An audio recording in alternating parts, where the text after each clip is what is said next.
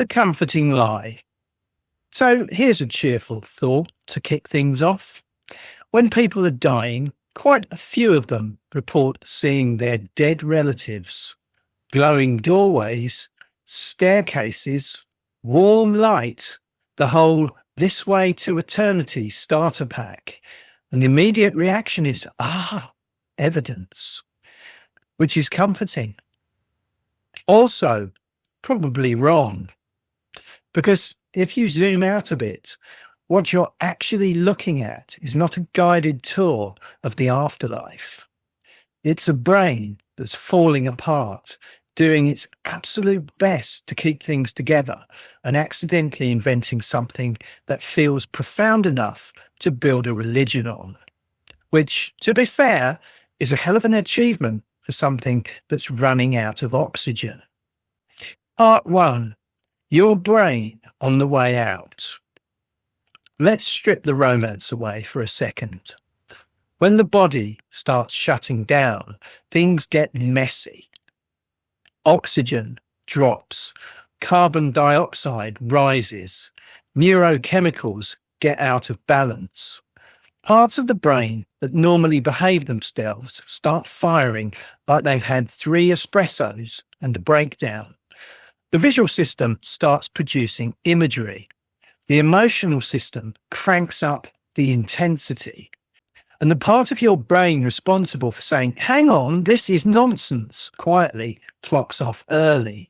So what you get is something like a dream, except sharper, more vivid, and with absolutely no quality control. Part 2.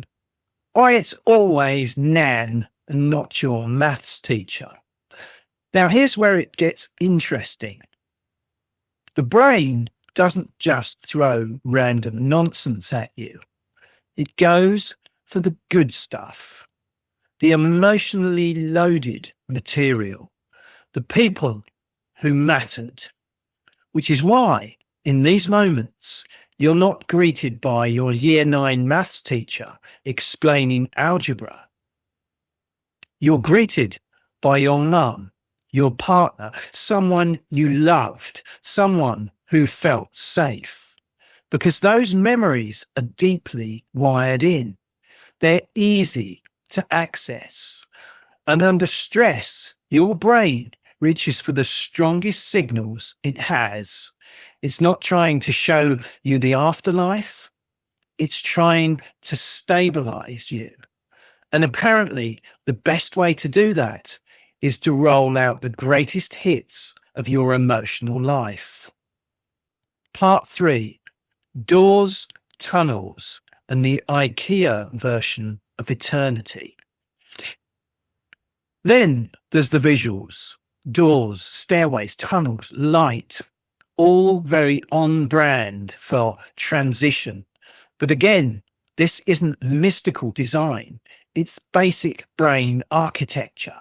When the visual system starts misfiring, it produces simple geometric patterns, bright centers, dark edges, a kind of tunnel effect.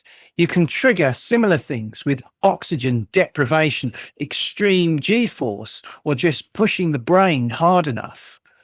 Add the brain's love of storytelling, and suddenly that tunnel becomes a journey. That light becomes a destination. That staircase becomes, well, a staircase because your brain is not as creative as it thinks it is. It's essentially building the IKEA version of transcendence. Flat-packed, symbolic, slightly confusing, but it looks meaningful once you step back. Part 4.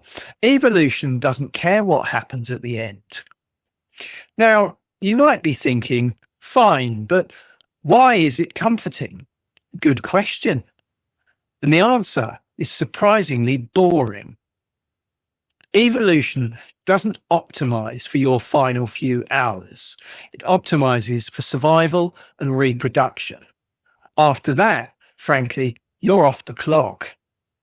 So if the brain starts producing soothing, euphoric, or meaningful experiences at the end, there's no real downside. In fact, there might be a small upside. A calmer person is less likely to panic, less likely to distress others. In a social species, that matters. So we're left with a system that, when it breaks, often breaks in a strangely comforting way. Not because it's designed to guide you to the next world, but because panic is expensive and calm is cheap. Part 5, how this turns into religion. Now, here's where it stops being just biology and starts becoming culture, because these experiences don't stay private. People talk about them, and they don't describe them as my visual cortex malfunctioned in a compelling way. They describe them as real, as meaningful, as something they experience, not something their brain generated. And those stories spread. They get repeated. They get refined. They get absorbed into belief systems. So you end up with a feedback loop. People have these experiences. They tell stories about them. These stories become myths. And then those myths shape how future people interpret the same experiences. Part 6, same hardware, different software. What's fascinating is how consistent the structure is. Across cultures, you get movement, light, presence, transition, but the details change. Christians might see Jesus. Hindus might encounter Yamraja. Secular people might feel a presence. Same underlying machinery, different cultural overlay. It's like running the same operating system with different skins. Underneath, it's all the same code. Part 7, the really interesting bit. And here's the part that actually matters. These experiences feel real, not vaguely real, not dreamlike, convincingly real. More real than everyday life in some cases, which makes them incredibly powerful. Because if enough people have a similar kind of experience that feels absolutely genuine, you don't just get anecdotes, you get belief systems, you get mythology, you get entire frameworks for understanding life and death. But at least in part, on what is essentially a brain under extreme stress, doing something very human, trying to make sense of what's happening. Closing, a beautifully controlled breakdown. So no, it's probably not evidence of an afterlife, but it is evidence of something else. A brain that, even as it's failing, is still trying to impose structure, still trying to create meaning, still trying to keep things together.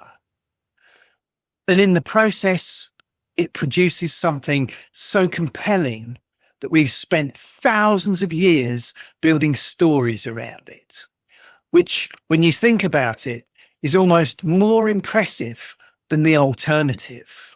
Not a doorway to another world, just a beautifully controlled breakdown that feels like one.